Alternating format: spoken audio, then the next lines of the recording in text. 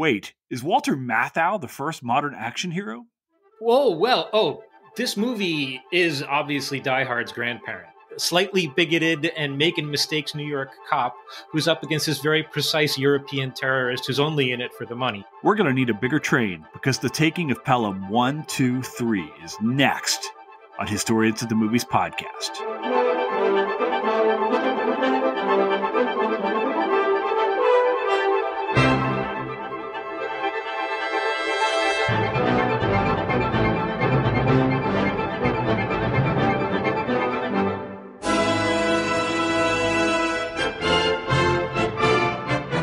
And welcome to Historians at the Movies. I'm Jason Herbert, creator of Historians at the Movies, allegedly the longest running watch party on the internet. Each week, the podcast brings to you top historians from around the world to talk about the movies we love and why they matter. Today, I've got somebody here that I've got to know through Twitter. I think you guys could really dig talking to Eric Rauchway. He's professor of history at UC Davis. He's written, according to your website, 471 books, apparently, was what I'm looking at. Most recently, Why the New Deal Matters from Yale University Press in 2021. I'm sure he's actually publishing another book as we're recording. And we're going to talk today about the taking of Pelham 1, 2, 3 from 1974. Eric, thank you so much for being here today. Thanks for having me. This is great. As people know, I'm here in Florida. You're out there on the West Coast, but you've got Florida ties too, correct? I am spiritually always already in Florida, Jason. Yes, I grew up in St. Pete.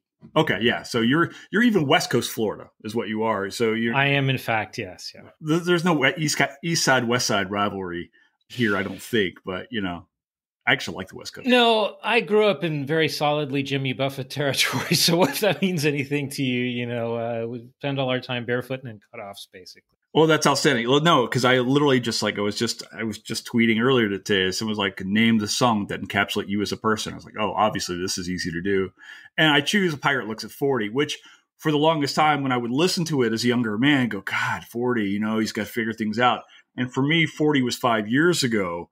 I remember rounding that pirate bend. Looking back at 40. A little bit. I remember, I remember reading his book, A Pirate Looks at 50. I was like, oh, that's even farther. No, it's actually not, dear listeners. For me, and of course, let me tell you the first important, scary Pelham 1, 2, 3 connection here, Jason. You ready for this? Robert Chaw was 47 in this movie. I can see the look on your face there, man. He was 5 years younger than I am. Some people did not age well in that era. It's all that red meat and cigarettes and stuff. Yeah, I understand Robert Shaw and the stories. I've heard about the stories at night from when they were filming Jaws, which I think comes out the very next year in 75, was that he kind of lived a hard life away from the camera, and it looks like that way, especially in Jaws. But in this film, he doesn't look 47, but man, in the year between, I know it's a different character, but oh my gosh, the way he ages on screen. And maybe that's just what being a villain does. He did die young, so he was definitely, as you say, living hard. He had a heart attack, I think, at 51, something like that. So he was this was his sort of peak era. He did the Sting, he did Pelham, he did Jaws, he did one or two other action movies, and that's pretty much it. We lost him. But he's a great villain, as you know, great heavy. Mm-hmm. So he's a lot of fun to watch. Well, he's a commanding presence in this. So when you say, "Hey, let's do this movie," I guess maybe the first question you'd ask before we jump into Pelham here into Shaw was, why did you choose this movie to begin with? If we could backtrack, why? Of all the films, I was like, "Hey, what movie do you want to do?" And you were immediately like, "Pelham 1, 2, 3." It's like, awesome. I've never seen it. That okay, great. Oh, there's a remake. Okay. I'll just watch a lot of TV. Why Pelham? It's just, this is one of my favorite movies. It's many people will tell you it is a perfect movie. I mean, it's just sort of technically, it has great pacing.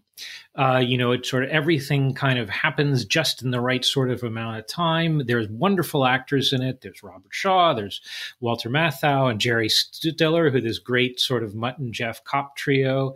Duo. There's Martin Balsam. It's a great cast, and the music is fantastic. Mm-hmm. The sort of a David Shire soundtrack that's really propulsive, and it says a lot of good things or interesting things, I think, about New York City in this particular era. So I think it had a lot of appeal to me for that reason, and it's not the obvious one. I mean, I think that if we think about the great New York movies of the early 70s, we might be thinking about ones that would have Pacino and De Niro or be directed by Scorsese. And I think that's because of their subsequent careers, where almost everybody in this was sort of it for this kind of movie. The sort of the really villainous villain in this movie is Hector Elizondo, who then, of course, went on to play nothing but Sweethearts for decades afterwards, And so this is really sort of, everybody sort of changed direction after this. So my very first introduction to Hector Elizondo was Pretty Woman, right? I'm, coming up through the 80s. I think Pretty Woman comes out in, 89, 90. So I'm 12, 13 years old and I see Elizondo. So and you tend to get associate people with that very first role that you see them in. So here I am thinking Elizondo is this kindly guy. And I remember, and I did no research. I wanted to come into this film completely blank. So when Elizondo gets on the train and I recognize him, I'm like, it's Hector Elizondo here, right? And he's a bad guy. He's clearly the most deranged of anybody on screen. And you also brought up the idea of New York City, right? Which I think is actually kind of like a character in and of itself in this film, right? I mean, it's definitely Matthau. Actually, I think it's Shaw's movie, but the city itself, and as well as in the remake, I mean, and New York tends to do this. It tends to become a character in the films that are situated in that, because there's so many things people want to talk about with New York, or so many things you can do with New York City. And I think that's really interesting, especially when we think about it's only one city on a very specific part of the continent, right? It certainly doesn't stand in demographically for the United States. At the same time, it often represents the United States on screen, or American culture on screen. No, I think you're right. And I think also it's super important that it's the subway. I mean, in New York, even more than, Central Park or the sidewalk, the subway is where New Yorkers of all kinds can be found. And this is part of the car that's taken hostage. There's the Wall Street guy, there's the sex worker, there's the old Jewish guy, there's the black guy who's sort of got the pimp outfit, the 70s style pimp outfit, and it's sort of like all these the hippie young woman, there's all these sort of different kinds of New Yorkers, and the subway kind of really stands in for a particular. I mean, this movie is very good about this. I think the subway stands in for a particular sort of says something about New York. I mean, like the city itself, which was kludged together out of the 5 boroughs, right? The subway itself is kludged together out of different systems that used to be independent. And this movie takes place at the time when the MTA took over the whole system.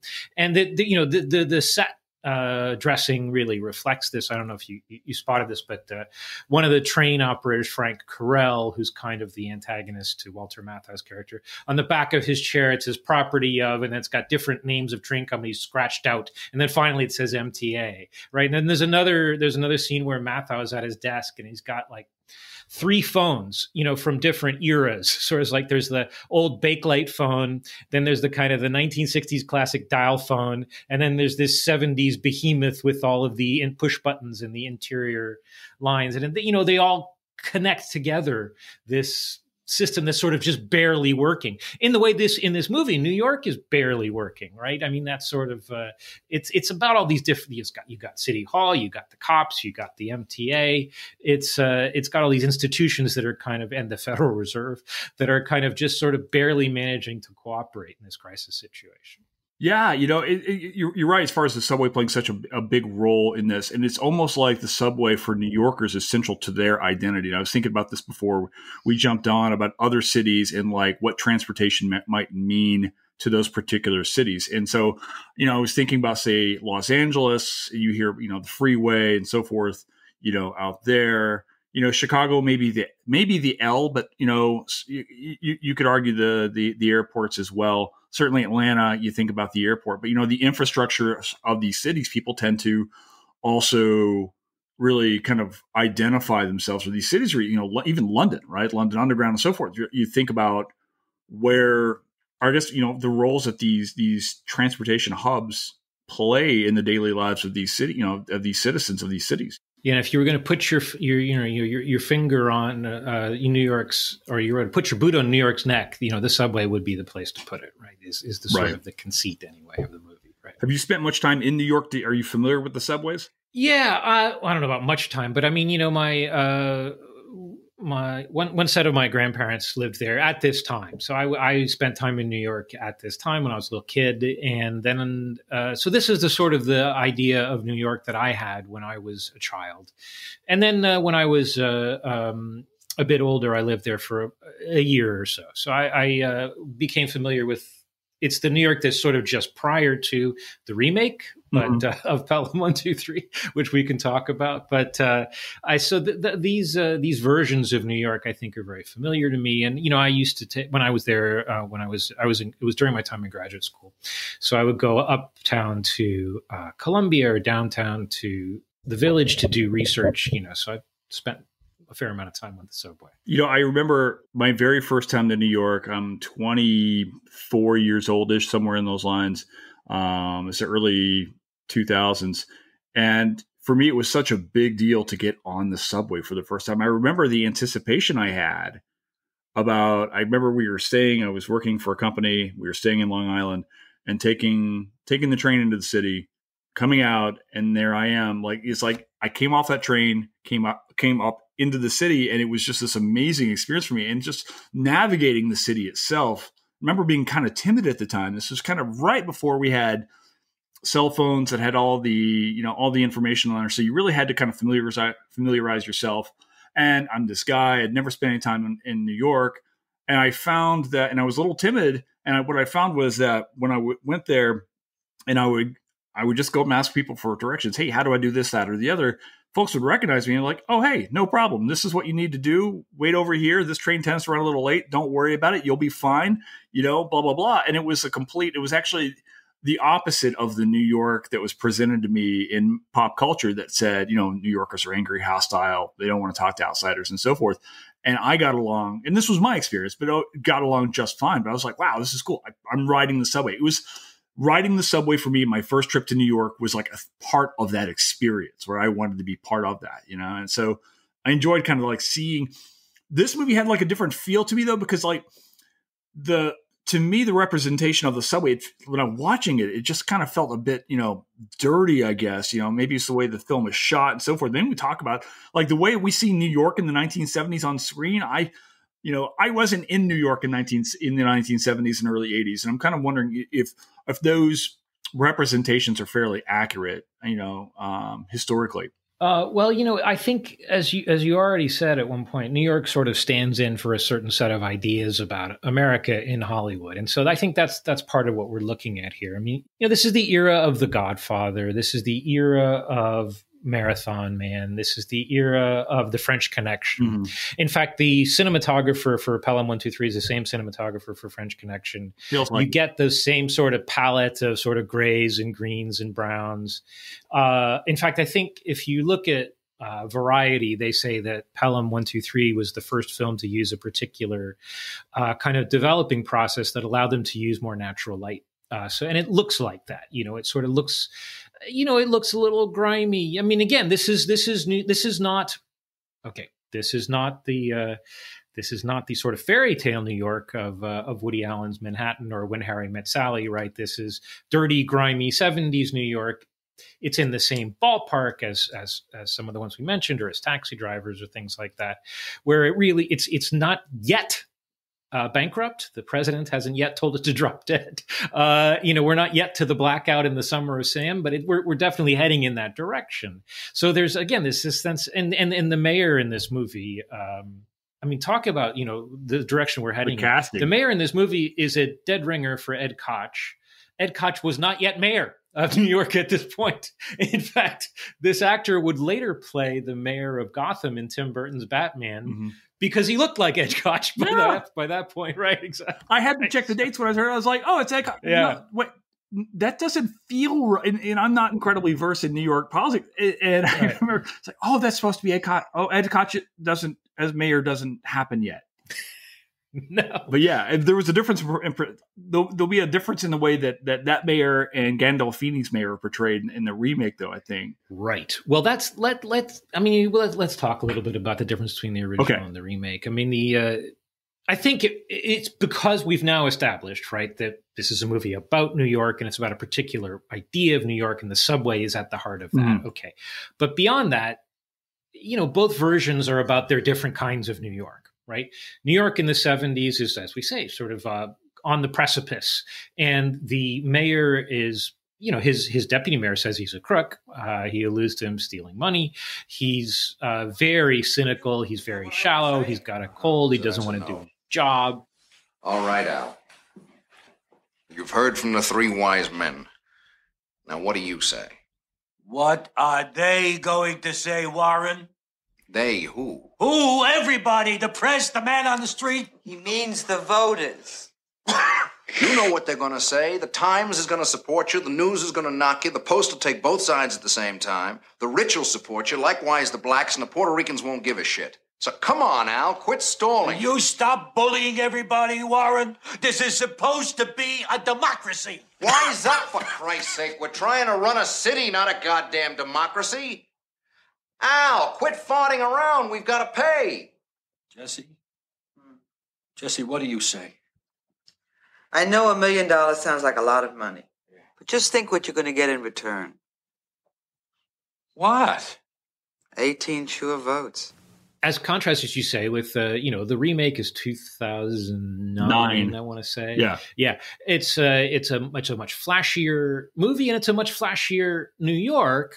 They're super proud of how well the subway works, which is true kind of both movies. But now in 2009, the subway is advertised as being this technological wonder, and Gandolfini's mayor is this clear Michael Bloomberg knockoff, right? Who's super competent, who's wealthy, who's not getting paid, but who is absolutely on top of everything. And not only that, he has this wonderful line which sort of comments on both versions of the movie. At the critical moment, they have to rush the money, from the Federal Reserve uptown to pay it where the train is being held hostage.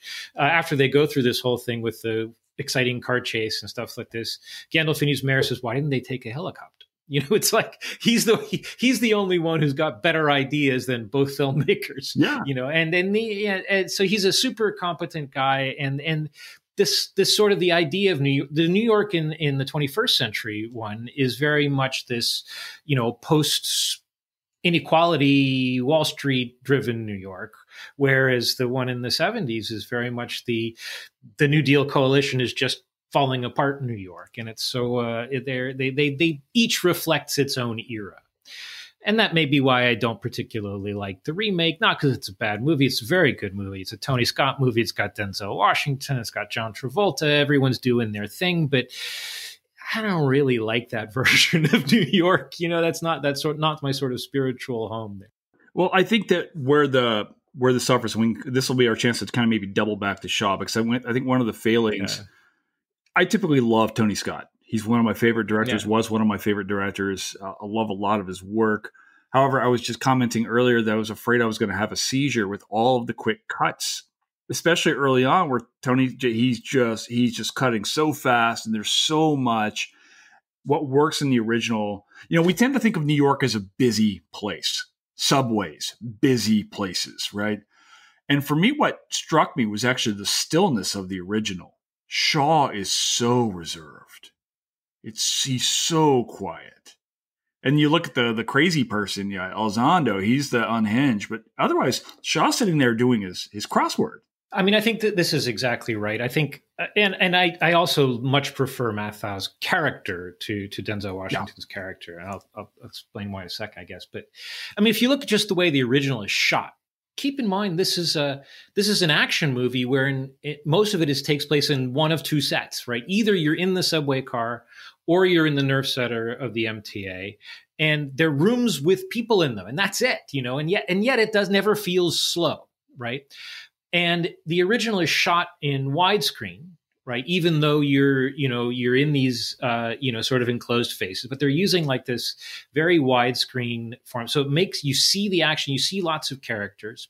It's shot with most scenes are shot with a very shallow plane of focus. Mm-hmm. So you get this sense of depth and lots of stuff going on in the background, even though you're focused on the person in the foreground, whether you're in the subway. So that they do a brilliant job with the technology of that era in sort of making it, feel well paced without the cut that you're describing for the 21st century version. But when you're right, when you're in the subway car with Robert Shaw's terrorist holding this group of people hostage with his group of desperados, right? It's super quiet. Mm-hmm. Right? It's almost those are the quiet scenes in the movie. When you're up in stairs in the MTA room, that's when the noise is. That's when stuff's happening, and people are rushing around. But then there's this point of stillness. So there's this contrast, and of course, Chaw is playing this really buttoned down. They say he's English, in the movie. So let's say he's English. This buttoned down English mercenary character who's very precise and almost robotic, right, mm-hmm. in his, refusal to give in. Meanwhile, Matthau is, he's Walter Matthau. He's the sloppy one from The Odd Couple, right? He's just kind of barely keeping things together. He's not really on top of his game the whole time. He keeps saying, rude things unintentionally to people. He sort of casually insults the visitors from the Japanese subway system, and then he casually insults the black deputy chief inspector of the police, right? Without not because he's trying, just because he's kind of not fully together, But he's the sort of more human guy. He mm-hmm. makes mistakes. He's well intentioned, right? The one time he really sort of seems to get angry is when his buddy says, screw those people down there. I mean, the buddy has one of the funniest lines in the movie. Is like, well, they expect for their 35 cents to live forever, right? But the one time Matthau's character gets really mad is when that guy says, "Who cares what happens to those people?" That he cares about is his fellow New Yorkers, right? But I mean, beyond that, he doesn't have a whole lot going for him. He makes mistakes over and over again. It makes him a very relatable protagonist. Denzel Washington's guy, by contrast, is a crook. We find out, that's very disappointing to me. He's supposed to be the kind of honest, relatable core at the center of the movie, and he's just as corrupt in his own way as Travolta's character, or at least we're led to believe so. Yeah, coming into this movie, I obviously heard about Pelham, never watched it, so when I sit down, I'm like, oh. Walter Matthau's the action star of what were I was like, what was the decade that I was born into? Because what were the 70s actually like? I'm rethinking everything that I've ever known about the 1970s, and you're absolutely right. Like Matthau is this frumpy everyman, every kind of day kind of guy, and I was kind of arguing earlier. I was like, is Walter Matthau the first John McClane? This movie is obviously Die Hard's grandparent. Right? It's no question. It's the. I mean, he's not English. Alan Rickman is English, but the character is not English, right? But I mean, it's the same thing. I'm the sort of slightly bigoted and making mistakes New York cop who's up against this very precise European terrorist who's only in it for the money. He's not an ideologue, right? Because in Hollywood, we can't have ideological terrorists because that takes all the fun out of it, right? Absolutely. So it's a very similar movie. It's obviously got other movies that are its cousins, but that's the most obvious connection. Yeah, it was just something I wasn't really expecting at first. And you said we build this as an action film, but there's really not a lot of quote unquote action scenes in this film. It feels to me like the action is maybe more internal while we're trying to figure out what's Shaw's motives here. What's he planning on? Who are these other three guys who are with him? Is someone gonna get away with this kind of thing with this amazing score and the way it's shot? It's kind of dark, but it's not. It's an action film, but it's not an action film I tend to associate with action. No, well, I mean, it's a really nice. A lot of it is a really nice sort of psychological thriller. I mean, part of the genius of saying, okay, these guys are going to take a subway car hostage, is not only does the subway represent all these things that we were talking about, but it's like, well, how are they going to get out? Right. You know, they're in an closed space. You know, Jerry Stiller has a great joke. Is that I figured it out. They're going to fly it to Cuba. You know, and so you know, or there's another one where Matthau says, all right, I figured it out. You're going to tell every man, woman, and child in New York City to close their eyes and count to 10. I love that line. Well, yeah, exactly. You got these couple little moments of levity that were didn't overwhelm. It wasn't knee slapping stuff, but you know, there were a couple little moments of just dry levity that just work really well in the film. Well, I think that's for me personally. That's why I like this movie so much. It belongs to that particular genre of like the slightly comic action movie. I mean, it's not that there aren't stakes. I mean, they kill Kaz Dolowitz right away. We get to know Kaz, we like him as a character, and then they let the terrorists kill him right away. So let you know that they mean business and there's real stakes, right? It is nevertheless a film with a fair number of jokes. Kaz was funny, you know, before he got killed, right? You know, he said, "How are you going to run a railroad if you're not allowed to swear?" You know, stuff like that. He's a good character, and there are a lot. You know, the ending is hilarious, but also it's one of the best last scenes in any Hollywood movie. You know, it's a very funny movie, and yet it's not. I think comic action movies, particularly in the 80s, got a little callous. You know, there was a little sort of carelessness with the violence, right? Are you talking like Beverly Hills Cop kind of stuff? I even like Beverly Hills Hook. I think there's just a kind of, I don't know. I don't want to single out anyone's favorite movie as one that I think is immoral. But I will absolutely encourage you to do so, and I'll give you my Beverly Hills Cop hot take real fast, which is Beverly Hills Cop 2 is better than the original. All right, that is a blazing hot take. I will die on the hill. I just do think that the comic action, the really heavily quippy ones, particularly, you know, where just violence is the occasion for a punchline, you know, that started to bother me after a while. But this one, you know, kind of manages to have a certain warmth and humor without letting things get out of hand. And I think Die Hard it has that quality too. You know, that there are real stakes. We see actual characters die, but there's also kind of, you know, there's a warmth to McClane's character, not just that he gets quips, but he seems like a real person. And that's what I think the humor does for us. I mean, to have a comic actor like Walter Matthau or Jerry Stiller be your cop, you know, that really gives them a kind of depth. You know, and like you saw some other things like that in the 70s when you had Peter Falk or James Garner as two of the best screen detectives ever, right? You know, there was a definite warmth to those. And those guys are both also great comic actors. So I think there's something that does for us is when we see a comic actor in these roles, it helps us relate to them better.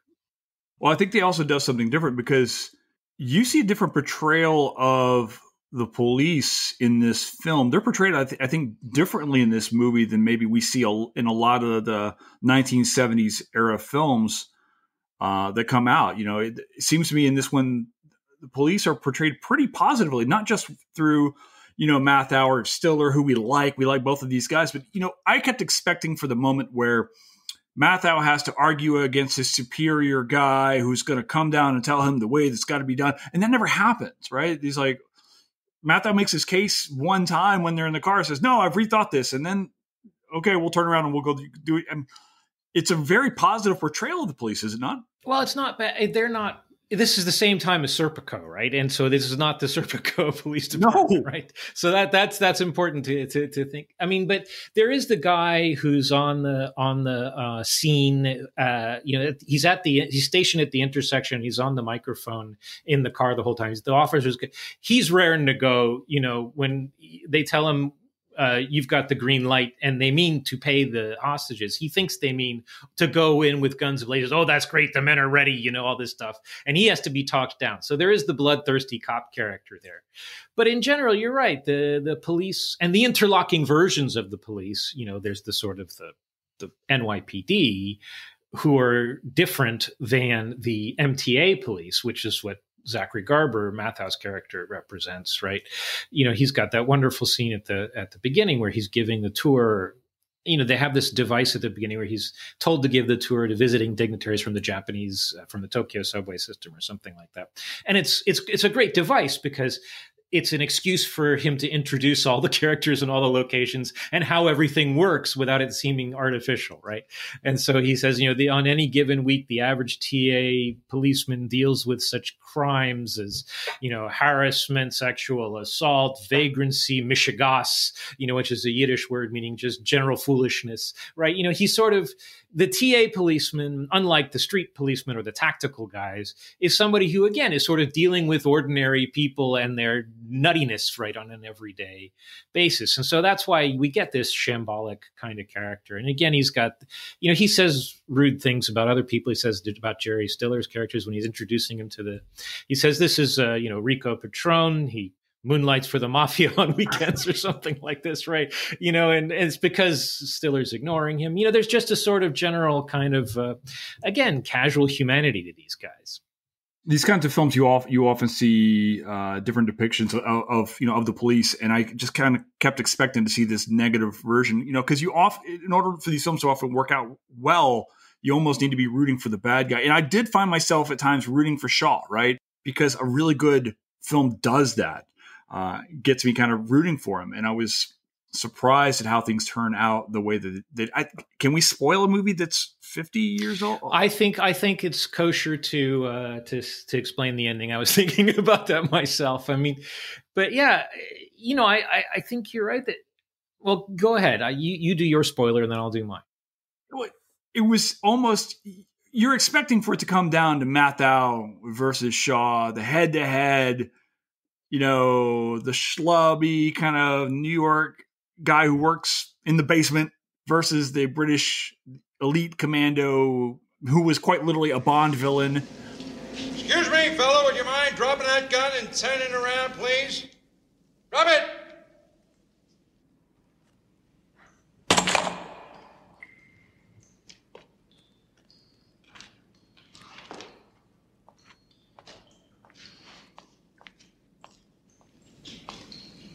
Officer, I suppose you couldn't use $250,000, could you? $250,000? Oh, no, thanks. My accountant says that I've accepted enough for this fiscal quarter. I kept wondering the whole time, I was like, where's this third rail? Why is everyone so easily dancing around in the subway? And then it just kind of comes up when he just says, hey, do you guys still execute? No? Right. Okay. Do you want to move along? Excuse me, do you people still execute in this state? What? Oh, execute? No, not at the moment. Pity.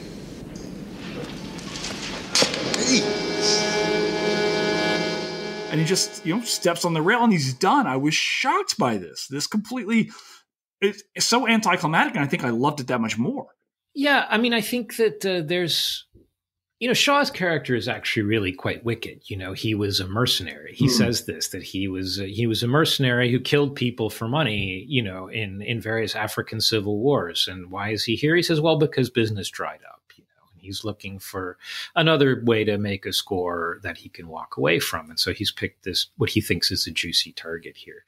But also, as you say, he gets to choose his own way out. He doesn't get thrown off a building and he doesn't die in a hail of bullets. Here we are again. We were in the 70s when capital punishment is out for a brief moment in American history. And he's if he's going to have to go to jail, he's not going to go to jail. He's just going to take his own way out. And he commits suicide using the third rail, as you say. So again, the subway is the key device, right, in resolving the conflict at the heart of the plot more than anything else. Well, I want to kind of bring this back to your actual work, because you had said, you had alluded to something a little bit earlier about the end of the New Deal coalition in New York City coming in about this time, and I was kind of wondering if is there a way that we can tie things like this particular film into understanding the New Deal? I mean, one of the questions I've been dying to ask you since actually before we even did this was like, you became a historian, you work your way up to the ranks, you go through undergrad, graduate school, become a professor, right? As I said, 974 books. But you choose to focus on this 20th century United States. The new book is about the New Deal. For lack of a better question, why does the New Deal matter either in 1974 or even, say, in 8 years later now? Well, I think that the answer to why the New Deal matters is it's in my mind, the only really peacetime mobilization of the entire nation, give or take, in the United history of the United States. Every other time everyone gets together for a common purpose, it's to go to war. But this is the only sort of pacific mobilization of a sense of American identity, and that's quite remarkable, it seems to me, and well worth investigating. It seems to me powerful at our moment here in the 21st century, because of course Roosevelt wanted to articulate this new version of American identity because he was very worried about creeping fascism, which it turned out he was right to be worried about, right? And he wanted to articulate a version of Americanness that was more democratic, with a small d, than what had been the going idea, during his own youth and indeed in the entirety of the nation's history. So again, I think that's a very attractive idea, and a complicated one, as it turned out, because of course you have to start with where the nation is, which is not a great place, democratically speaking, where the Democratic Party is, which is not a great place, democratically speaking, and try to move it in a direction of greater democracy, small d. And so it's a terrific challenge, politically speaking, and it's one that was, we can now say, tremendously successful, not only during Roosevelt's own presidency in the Second World War, as well as the New Deal, but also, for roughly 40 years, beginning to peter out at roughly the time of this movie, right?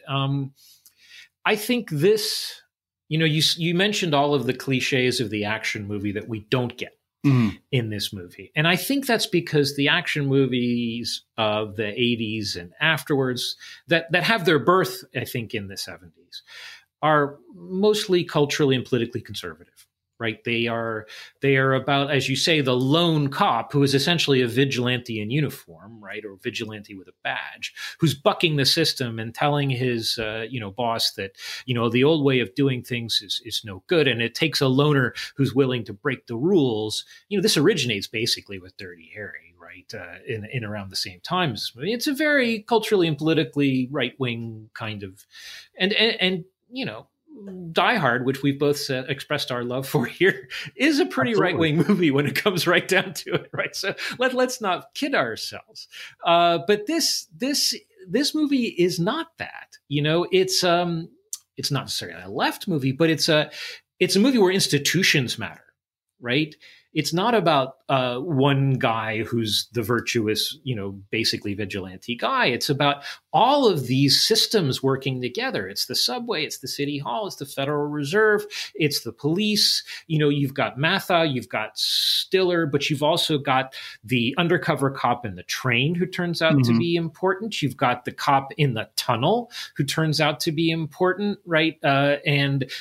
You've got people who are from different ethnic and racial backgrounds, who are important. I mean, it's interesting. Joe Sargent, the director of this movie, got a start in TV, and I think he was probably more successful in TV. But he was associated with the original Star Trek, which is this kind of very 60s. No frontier, but multi-ethnic, multiracial vision of how, the future can be. And I think you can see that in Pelham 1, 2, 3. It's this kind of, I've been using this word a lot, I think, but warmer vision of what, a complicated American society could be like, and the way people come together and institutions come together to defeat a crisis. I mean, it's probably not coincidental that Chaw is a foreigner, right? That he has to be, defeated by these American institutions. So I think it's different because it comes more out of that, the sort of the tail end, but still out of that tradition that begins with the New Deal. And that really, is maybe a genre that we then didn't get more of because of the turn the country took in the 70s. Well, it's funny you mentioned both Dirty Harry and Die Hard because I have them both lined up to go on the podcast. But these are also like culturally relevant films that have big implications, not only for like box office and so forth, but also like cultural identity, like you were just talking about. One of the questions I've got for you, though, is, in your time as a historian, as time on professor, and certainly you and I met via Twitter, which we probably never would have crossed paths otherwise. Do you encounter misconceptions about the New Deal very often, or are there significant misunderstandings that you find yourself trying to counter when you talk to folks about the New Deal? Yeah, I mean, arguably, I'm not going to go back and look at my own records because I'm a terrible historian of myself, but it's quite possible that I might have started out as a New Deal historian by dealing with misconceptions about the New Deal.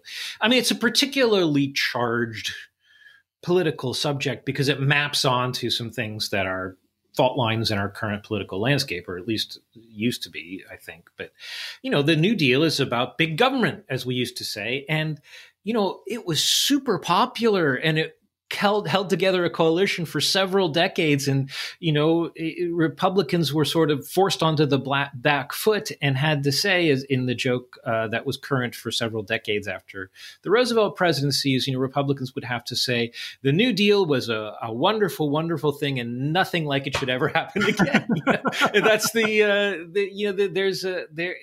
even now today, we're still having, these guys are going to cut your Social Security. And the guys who have said that they're going to cut your Social Security have to say, we wouldn't cut your Social Security because, even now still parts of the New Deal are sacrosanct, right? And, so it's very politically charged. There's a whole sort of cottage industry devoted to saying, if you cherry pick your data, the New Deal was actually bad for the economy. And, you have to cherry pick your data a lot to make that case. And I sort of got into the business of pointing out how that data, the short version is, if you count everyone who had a job because of the New Deal as unemployed, then unemployment is really high. But that's what we call cheating, especially because nobody does the same thing when they look at the period before or after, where there are still people who are working on federal public works before or after. So it's only during the New Deal that we make this special decision. You have to, speaking of cherry picking your data, you have to cherry pick. Don't look at the 1936 election when Roosevelt won by the biggest landslide since James Monroe ran unopposed.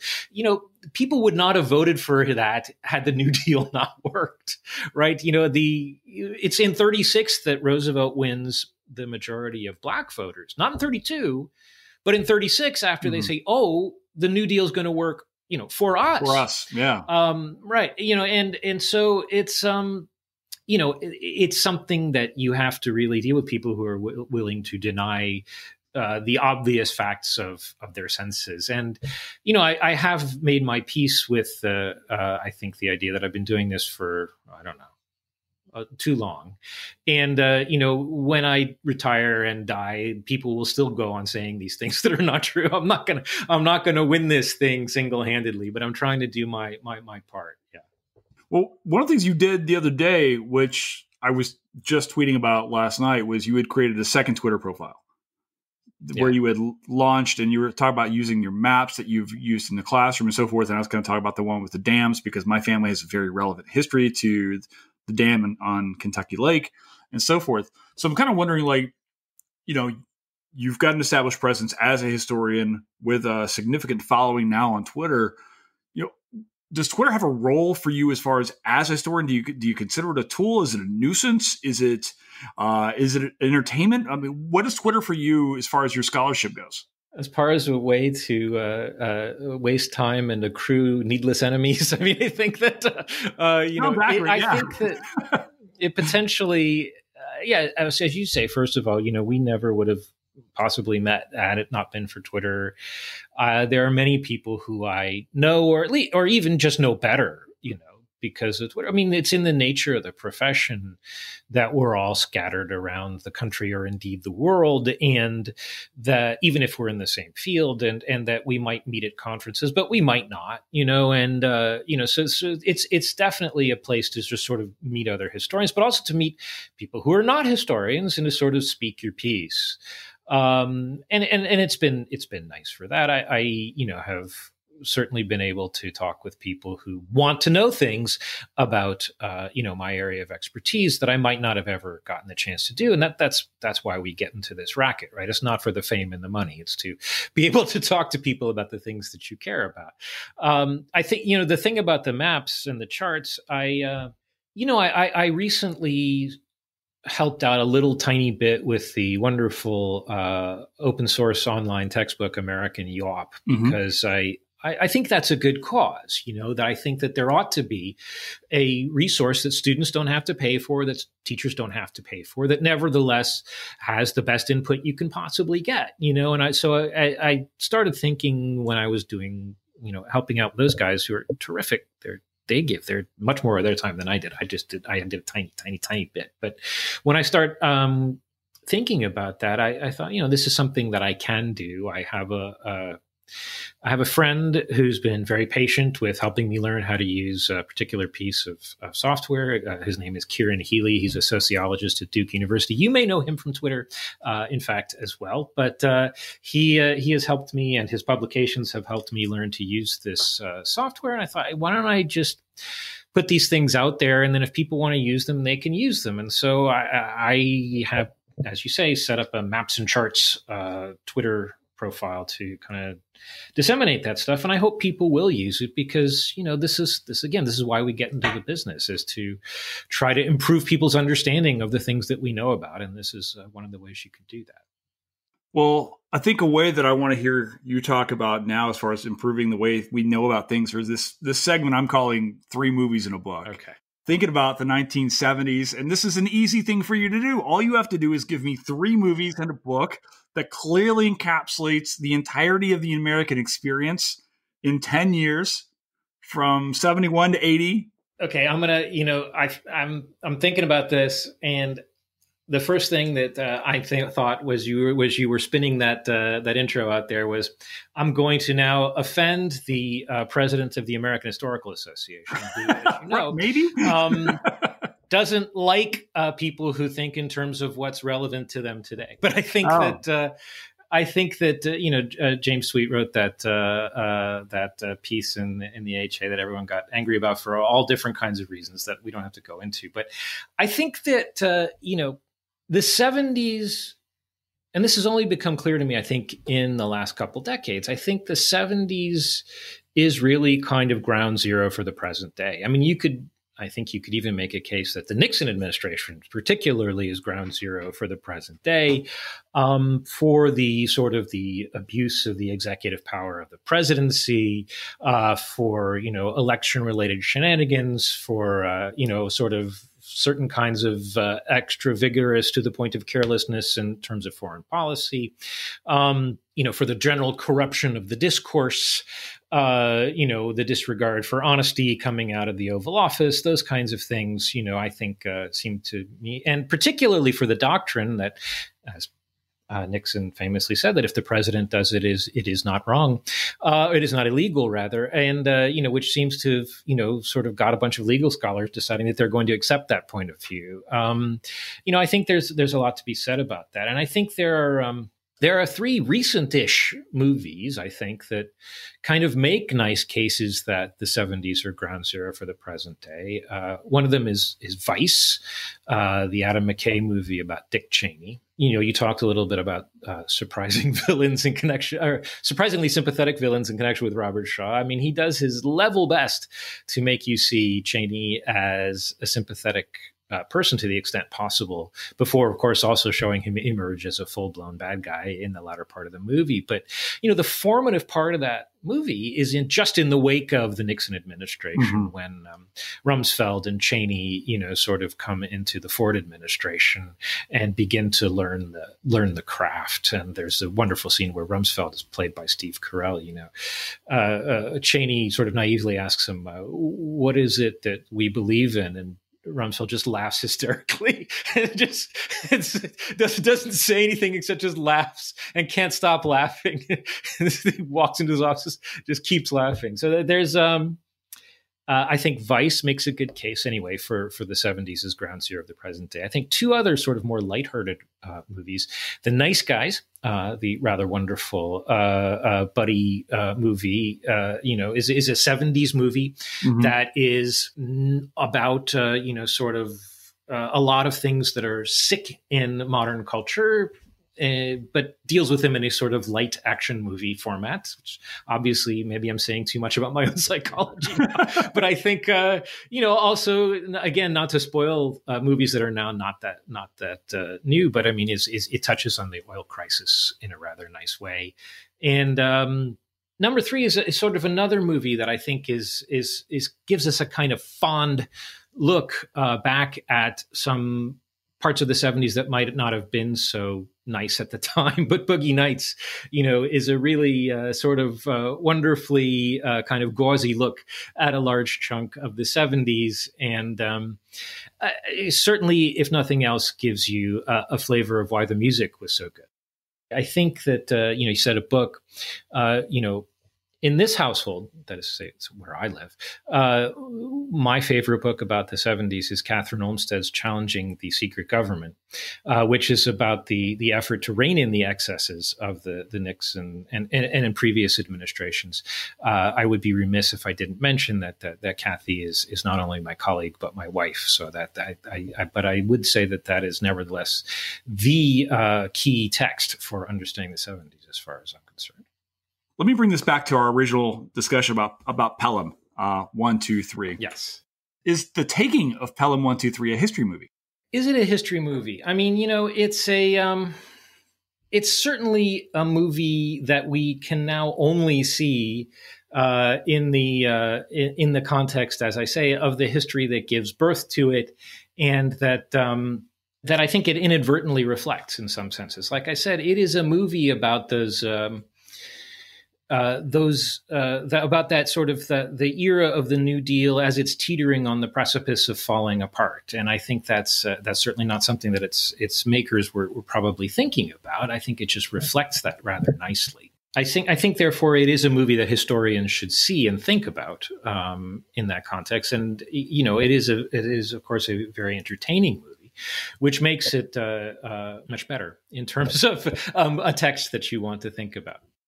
I'm going to go with a train pun, saying that we've reached the end of our track, if I may. Reached the end of the line? Have we reached the end of our line? Have we passed all the reds, all the green? I don't even know how trains work. We're not big on trains. They have these things. They're called stoppers or stickers. We will stop the train when we pass a red light. And then there were no red lights. Exactly. Eric, where can people find you online on Twitter and elsewhere in the universe? They can find me on Twitter at Rauchway. It's simply my name, and or now, as you pointed out quite graciously, Maps Charts. That's MAPSNCHARTS. If you just want the visual aids, and of course, please look for my name at your local purveyor of fine books, wherever that may be. How many thousands of books now that every time I say it, your number goes up? You're going to embarrass me, Jason. I think it's 7. It's 7. Maybe it's 8. According to your website. Okay. I was snooping earlier. Okay. I was snooping. Right. Listen, I am in the middle of sending out the book proposal for my first book. So the idea of writing. Congratulations. Thank you. It's terrifying. But so I can only imagine what it's like to do 7. Are you taking a break right now? Are you working on a new project? What's going on with you? Actually, Kathy and I are together writing a history of the California wine industry from the repeal of Prohibition in 1933 to the Judgment of Paris in 1976. So we are going from the New Deal to the 70s in our latest book. So that dovetails nicely with our discussion. Well, I guess I no longer have to ask why you chose to go to UC, why you chose to teach at UC Davis, because there's not a better. There's a nice match. Yes, it could be that it's the other way around, but yes, okay. I could talk to you Judgment of Paris all day long. It was one of the first books I've read. Not the first books I ever read, but when I was first getting into wine. If you want to do Bottle Shock sometime, whether on Twitter or on the podcast, you let me know. Listen, we'll do Bottle Shock and Sideways double feature if you want. I don't. Excellent. I'm Sounds all terrific. So. Well, listen, I don't want to keep you. I'm sure that there's probably a bottle waiting for you somewhere along the lines. So thank you. Thank you so much. It's my pleasure.